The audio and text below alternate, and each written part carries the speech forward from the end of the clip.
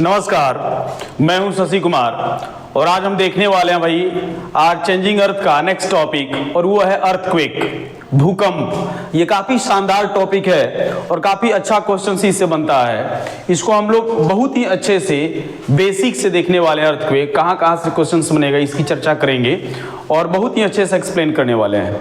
जुड़ जाइए हमारे साथ अर्थक्वेक को देखने के लिए। बढ़िया से जो है हम समझेंगे इसके बारे में।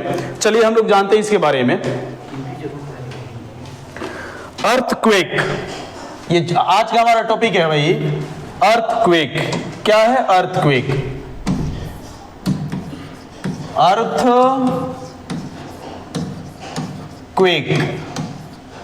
अर्थात इसको हिंदी में बोलते हैं भूकंप, है ना, भूकंप। अब इसकी चर्चा करने से पहले हम लोग जानेंगे कि आखिर ये भूकंप है क्या, होता क्यों है, जानेंगे ही कहां से, कितना इंपॉर्टेंट क्वेश्चन इससे बनता है ये जानेंगे। लेकिन भूकंप है क्या भाई? ये है तो बड़ा खतरनाक चीज, जो भी है मतलब हम लोग जानेंगे, लेकिन बेसिकली है तो बड़ा खतरनाक चीज। जितना भी हमारा स्ट्रक्चर है सबको हिला के छोड़ देता है ना। चलिए देखते हैं भाई, भूकंप की चर्चा करते हैं आज और इसको एकदम भूकंप की तरह देखेंगे, मीन्स बहुत ही अच्छे से देखेंगे, है ना। आप देखोगे अगर इसकी चर्चा करें तो इसको सबसे पहले हम डिफाइन करेंगे और क्या बोलेंगे? An earthquake, an earthquake is shaking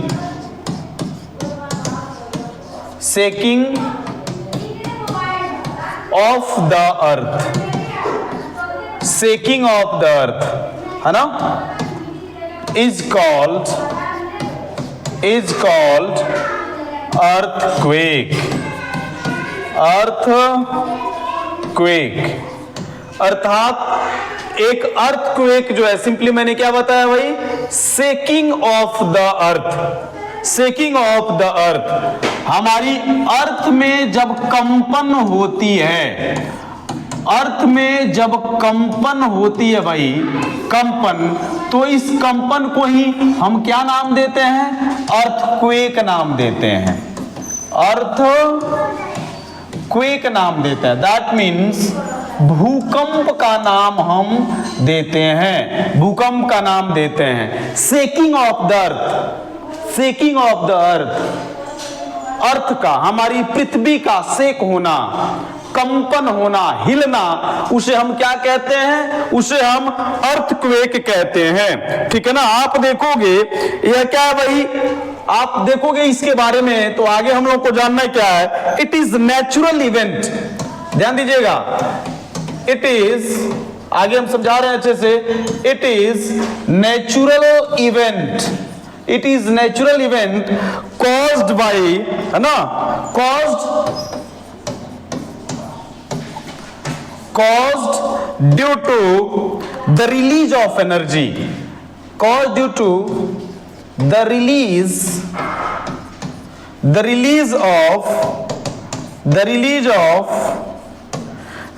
of energy which generates waves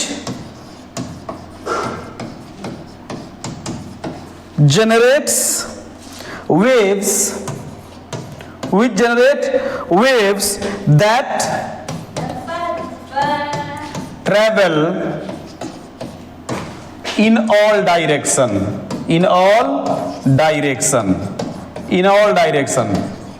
ध्यान दीजिएगा। यहां पे मैंने क्या बताया आपको कि भूकंप जो है भाई कंपन है, हमारी पृथ्वी में जो कंपन होता है उसको हम भूकंप कहते हैं। आगे मैंने क्या लिखा भाई, यह एक नेचुरल इवेंट है। नेचुरल इवेंट कहने का मतलब क्या भाई, यह एक प्राकृतिक घटना है।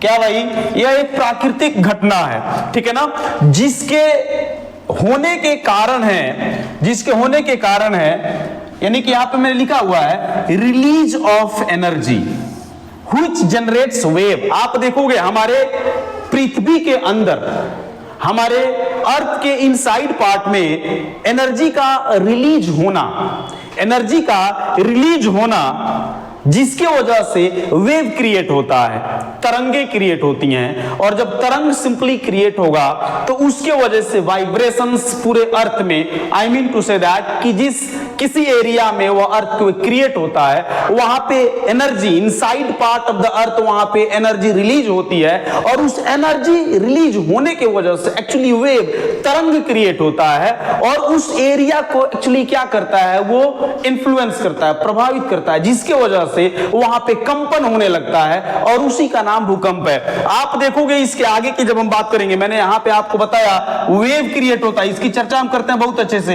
वेव क्रिएट होता है और जैसे ही वेव क्रिएट होता है तो भाई वो ट्रैवल करता है ऑल डायरेक्शंस में। जहां से वो क्रिएट होता है वहां से सारे डायरेक्शंस में, हमारे अर्थ के अलग अलग पार्ट में वहां से वो क्या करता है, ट्रैवल करता है, जो हमारे लिए प्रॉब्लम क्रिएट करता है। चलिए आगे की तरफ देखते हैं, नेक्स्ट पेज पे देखते हैं। इसका स्क्रीनशॉट आप लेना चाहें तो ले सकते हैं। नेक्स्ट पेज पे हम इसकी चर्चा करेंगे, ठीक है ना।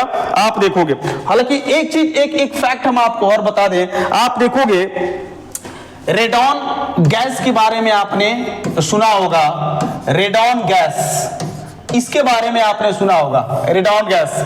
ये एक्चुअली होता क्या है रेडॉन गैस? ये देखिए, इसको ध्यान से आप समझेंगे। increase in the environment, in the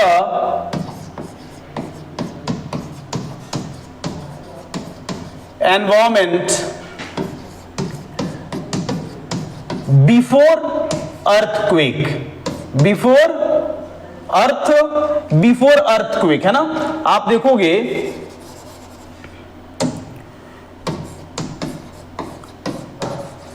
before earthquake, यानी इस एरिया में मान लो ये हमारा अर्थ सरफेस है, क्या है, अर्थ सरफेस, ये हमारा अर्थ सरफेस है। अब मान लो मैं आगे समझा रहा हूं इसको, पहले इसको समझे आप देखोगे यहां पे एक्चुअली क्या हो रहा है, अर्थक्वेक यदि आया,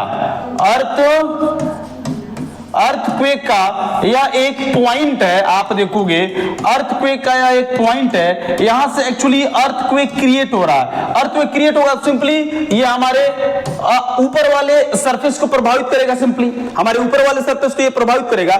लेकिन ऐसा जो है ना वैज्ञानिकों का मानना है ना, ऐसा वैज्ञानिकों का मानना है कि यहां अर्थक्वेक होगा इससे पहले हमारे एनवायरमेंट में, ये अगर समझ लो कि ये हमारा एनवायरमेंट है, ये क्या है भाई, हमारा एनवायरमेंट, तो ये अर्थक्वेक होने से पहले इस एनवायरमेंट में रेडॉन गैस जो है पूरा का पूरा स्प्रेड हो जाता है। ऐसा वैज्ञानिकों का मानना है कि जिस किसी भी एरिया में अर्थक्वेक होने वाला होता है तो अर्थक्वेक होने से पहले उस एनवायरमेंट में, वहां के एनवायरमेंट में एक्चुअली रेडॉन गैस जो है क्या हो जाता है, पूरा का पूरा इंक्रीज हो जाता है, स्प्रेड हो जाता है, जो ये बताता है कि इस एरिया के किसी एक पार्ट में, इस एरिया के किसी एक भाग में एक्चुअली अर्थक्वेक होने वाला है। तो ये प्रमाण होता है, अगर जिस किसी भी एरिया में रेडॉन गैस ज्यादा पाई जाती है, अचानक एब्रप्टली अगर ये इंक्रीज हो जाता है सिंपली, तो वहां पे आप समझेंगे कि अर्थक्वेक हो सकता है सिंपली, है ना। चलिए इसको हम लोग आगे की तरफ देखेंगे, अर्थक्वेक की जब हम बात करेंगे तो इसको आगे की तरफ देखेंगे। अर्थक्वेक में दो चीज हम लोगों को जानना है, जैसे अर्थक्वेक में हम आगे बताएंगे आपको, अर्थक्वेक की जब हम बात करेंगे, अर्थक्वेक यानी कि भूकंप की जब हम बात करेंगे, अभी हम भूकंप के ही बारे में बात करें, ध्यान रखिएगा, भूकंप की बात करेंगे तो इसमें दो पॉइंट काफी इंपोर्टेंट हो जाता है जो कि जानना जरूरी है। एक जो आप देखेंगे जिसको फोकस कहते हैं, क्या बोलते हैं, फोकस, या फिर हाइपो सेंटर के नाम से इसको जानते हैं, हाइपो सेंटर, हिंदी में इसको कहते हैं भूकंप मूल के नाम से जानते हैं। और दूसरा एपी सेंटर है, दूसरा एपी सेंटर है, इसको हम हिंदी में अधिकेंद्र के नाम से जानते हैं।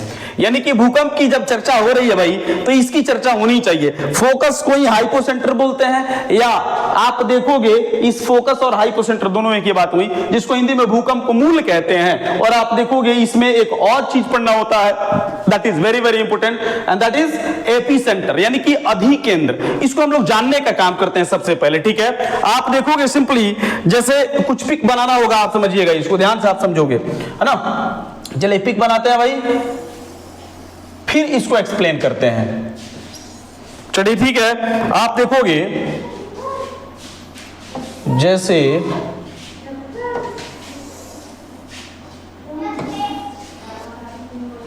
ये वाला पार्ट, ठीक है।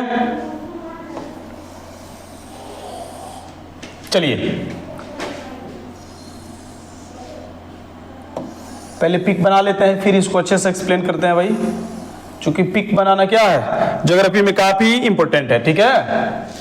आगे देखेंगे, ये रहा,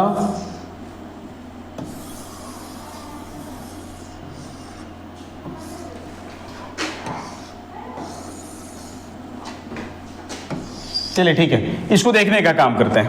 अब यहां पे हम लोग देखेंगे सिंपली कि मैंने आपको क्या दिखाने का काम किया है, मैंने बताया आपको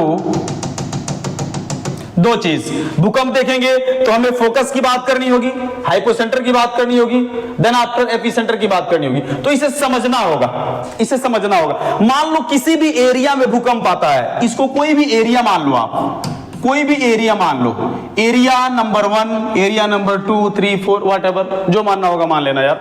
आप देखो यहाँ पे एरिया नंबर 1 हमने मान लिया है आपको समझाने के लिए। अब इस एरिया नंबर 1 में एक्चुअली भूकंप क्रिएट होता है। तो ये जो मैंने यहाँ पे पॉइंट दिया हुआ है, ध्यान देना यहाँ पे, ये जो मैंने पॉइंट दिया, यहां से मान लो अर्थक्वेक क्रिएट हो रही है। अर्थक्वेक जो है, अर्थक्वेक यहां से क्या हुई भाई, आप देखोगे यहां से अर्थक्वेक क्रिएट हुई, दैट मींस भूकंप यहां से उत्पन्न हुआ। भूकंप यहां से क्या हुआ भाई, उत्पन्न हुआ। भूकंप यहां से उत्पन्न हुआ।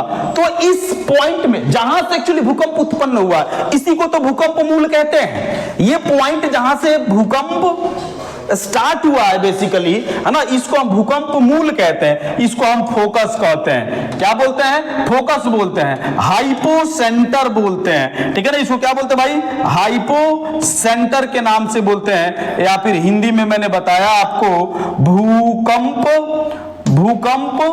मूल के नाम से इसको जानते हैं। यानी कि जहां से भूकंप क्रिएट हुई है, उत्पन्न हुई है, जहां से इसका जन्म हुआ है, जिस स्थान से, जिस पॉइंट से, जिस बिंदु से, उसको आप बोलोगे फोकस, हाइपोसेंटर या भूकंप मूल, ठीक है। मैंने क्या कहा था शुरू में, आपको बताने के दौरान मैंने बताया हुआ था कि जहां से भूकंप क्रिएट हो रही है वहां एनर्जी रिलीज होगी।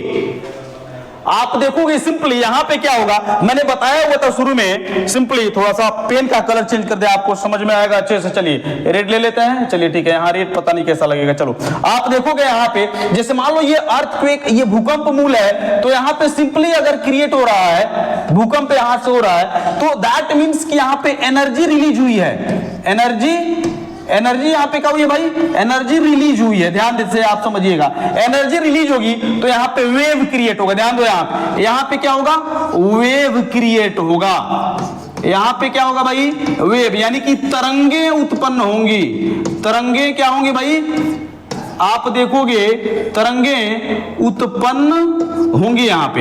इतना तो आपको मैंने समझा दिया है। यानी कि अगर किसी भी पॉइंट से जहां पे अर्थक्वेक उत्पन्न होता है तो वहां एनर्जी रिलीज हुई है।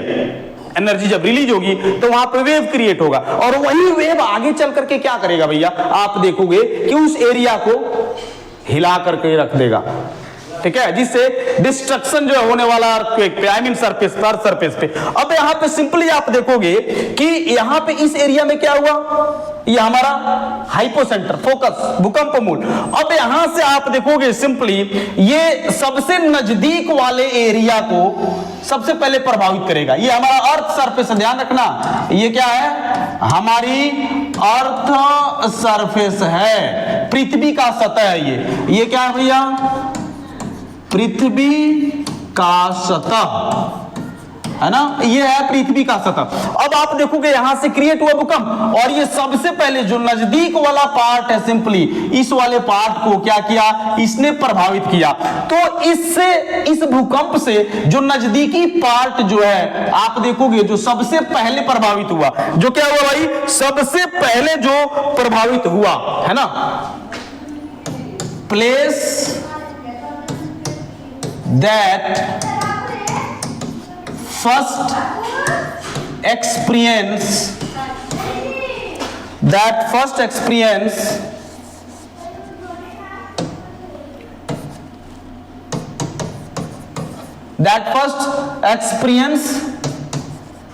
the earthquake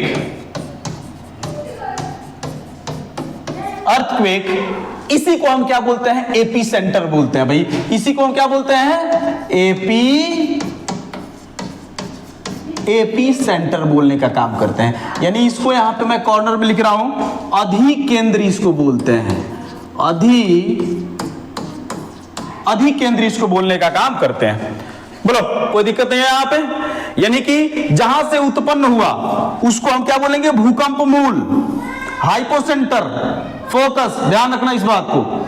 यहां से जब एनर्जी आगे की तरफ बढ़ेगी और जो नजदीकी सरफेस को क्या करेगी भाई, प्रभावित करेगी। सिंपली जो प्लेस पहली बार अर्थक्वेक को यहां उत्पन्न होने के बाद जो पहली बार एक्सपीरियंस करेगा अर्थक्वेक को, उसको बोलते हैं भाई एपी सेंटर या फिर अधिकेंद्र, या फिर अधिकेंद्र। चलिए इसको देखिए, फिर आगे की तरफ हम लोग बढ़ेंगे, आगे की तरफ हम बढ़ने वाले हैं, ठीक है।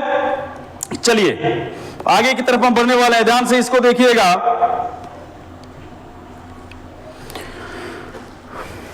चलिए ठीक है, नेक्स्ट पेज की तरफ हम लोग बढ़ते हैं। चलिए आप देखोगे ऑल नेचुरल अर्थक्वेक, आप ध्यान देना यहां पे, पेन चेंज करें सबसे पहले। आप देखोगे, अजी ठीक, ये कौन सा पेन आ गया भाई, हाँ चलिए अब सही है।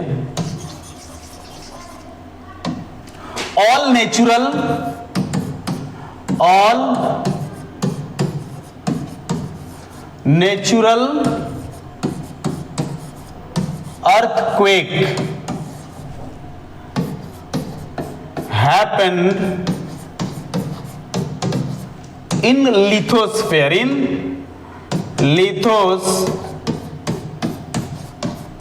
lithosphere यानी कि जितना भी नेचुरल अर्थक्वेक होता है, जितना भी नेचुरल अर्थक्वेक होता है सिंपली वो लिथोस्फेयर में होता है।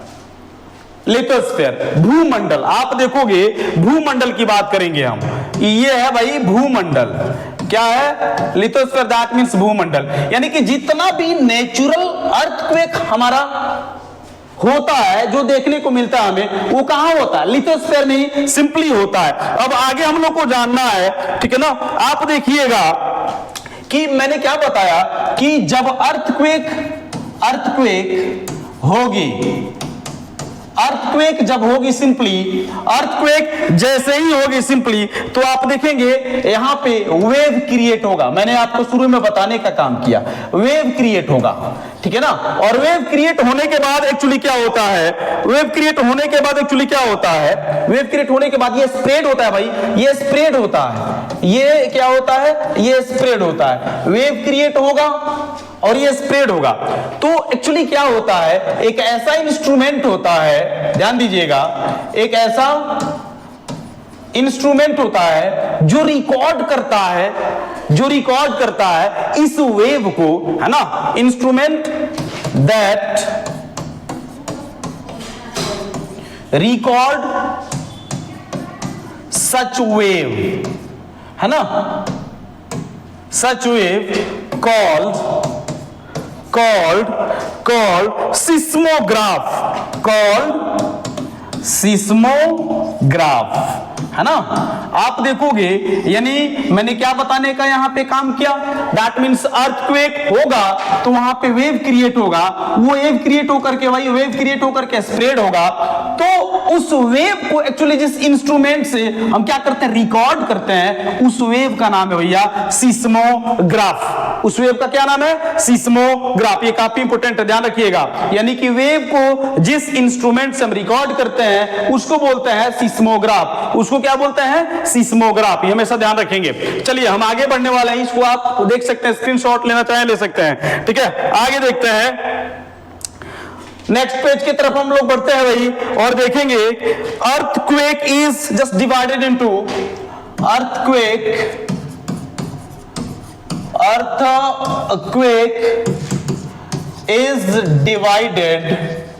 is divided earthquake is divided into three parts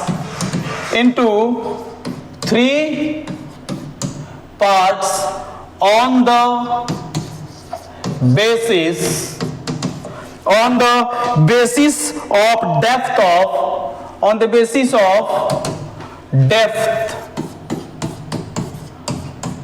of focus, on the basis of depth of focus। चलिए ध्यान दीजिएगा, यानी कि भूकंप को, ये जो भूकंप है, भूकंप को भूकंप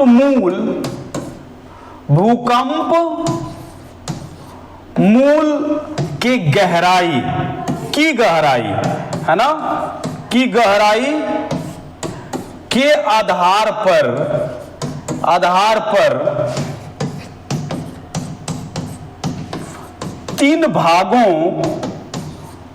में बांटा गया है, तीन भागों में बांटा गया है। ये जो भूकंप मूल होता है, सिंपली ये इनसाइड द अर्थ होता है भूकंप मूल, यानी कि फोकस जब भी होगा हमारे इंटरनल पार्ट में होगा, इंटरनल पार्ट ऑफ द अर्थ में होगा। पृथ्वी के किसी एक गहराई में भूकंप मूल होगा, जहां से भूकंप का उत्पत्ति होता है सिंपली। अब उस गहराई के आधार पे भूकंप को तीन भागों में बांटा जाता है, ध्यान रखिएगा। इस भूकंप मूल के आधार पे बेसिकली भूकंप को कितने भागों में डिवाइड किया जाता है, भूकंप को आप देखोगे तीन भागों में डिवाइड करने का काम किया जाता है। एक एक करके हम लोग जानने का काम करते हैं। सबसे पहला जो है इसमें कौन है, सबसे पहला ध्यान दीजिएगा, सबसे पहला होगा normal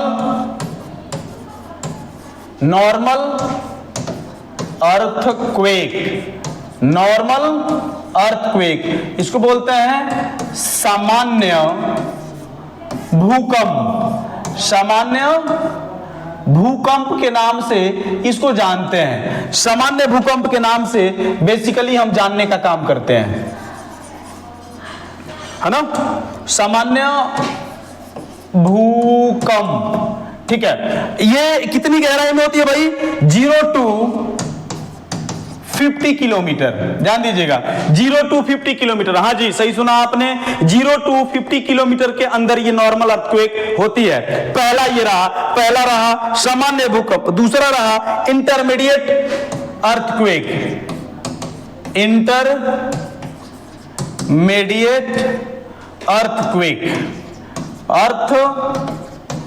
intermediate earthquake.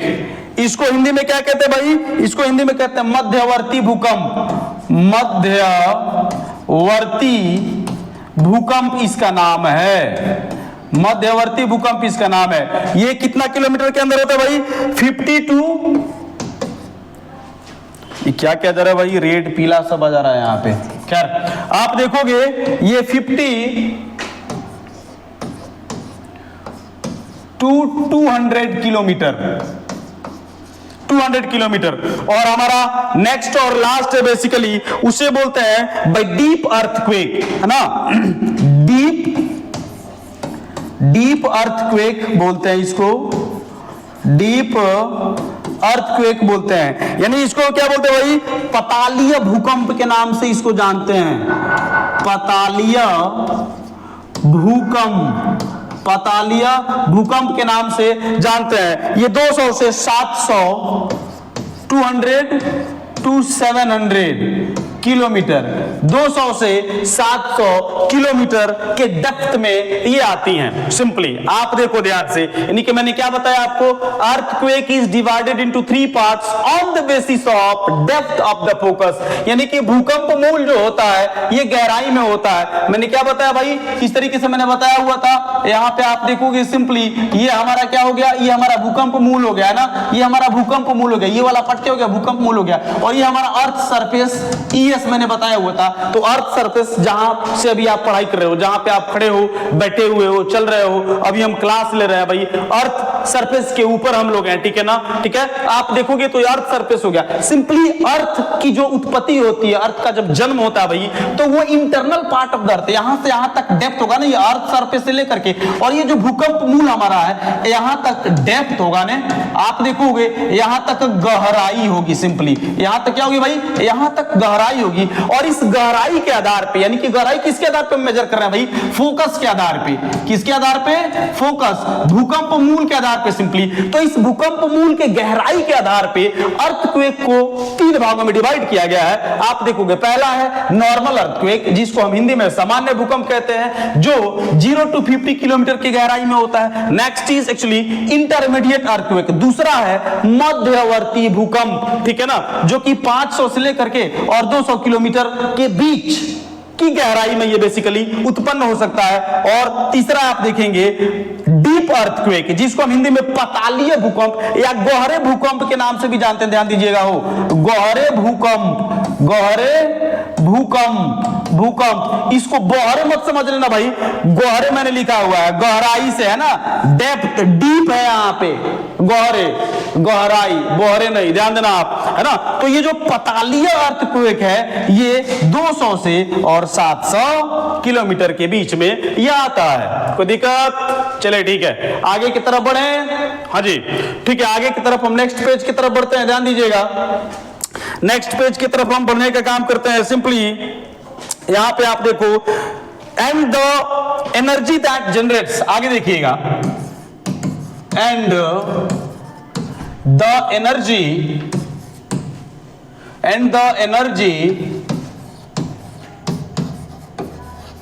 that generates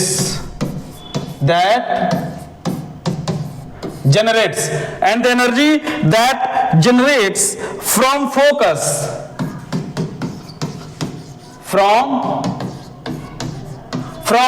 and the energy that generates from the focus called elastic, है ना, elastic energy। आप देखेंगे इलास्टिक एनर्जी, इसको क्या बोलते हैं भाई हिंदी में, ध्यान दीजिएगा, यानी कि and the energy that generates from focus called elastic energy, इसको प्रत्यास्थ बोलते हैं। हाँ जी, प्रत्यास्थ ही बोलते हैं, प्रत्यास्थ ऊर्जा बोलते हैं, इसको क्या बोलते हैं, प्रत्यास्थ ऊर्जा, है ना। Energy that generates from focus, फिर से एक बार आप समझें, यानी आप देखोगे ये क्या है, ये क्या है, आप देखोगे यहां पे सिंपली ये जो है, ये हमारा क्या हो गया, भूकंप मूल हो गया, ये क्या हो गया, हमारा भूकंप मूल हो गया, ध्यान देना यहां पे, ये जो हो गया हमारा भूकंप मूल हो गया, ठीक है। सिंपली इसको आप समझ लेंगे, ये क्या हो गया हमारा, ये वाला जो मैंने यहां पे पॉइंट बनाया है, ये पॉइंट, ये क्या हो गया हमारा भूकंप मूल हुआ, भूकंप मूल हुआ। यहां पे लिखे क्या है भाई, energy that generates from focus, यानी यहां से जो एनर्जी जनरेट होती है, यहां से जो एनर्जी क्या होती है भाई, जनरेट होती है, यानी कि जो ऊर्जा जो है यहां से उत्पन्न होती है इस भूकंप मूल से, इस फोकस से जो ऊर्जा आप देखोगे जनरेट होती है, उसको हम क्या बोलते हैं, इसी का नाम है भाई प्रत्यास्थ ऊर्जा, इलास्टिक एनर्जी का नाम देते हैं। ये जो है काफी इंपोर्टेंट है, ये काफी इंपोर्टेंट है, इसको ध्यान में रखेंगे। चलिए आज इतना ही रहने देते हैं, और फिर आगे के क्लास में हम इसको विस्तार से चर्चा करेंगे। जय हिंद, नमस्कार।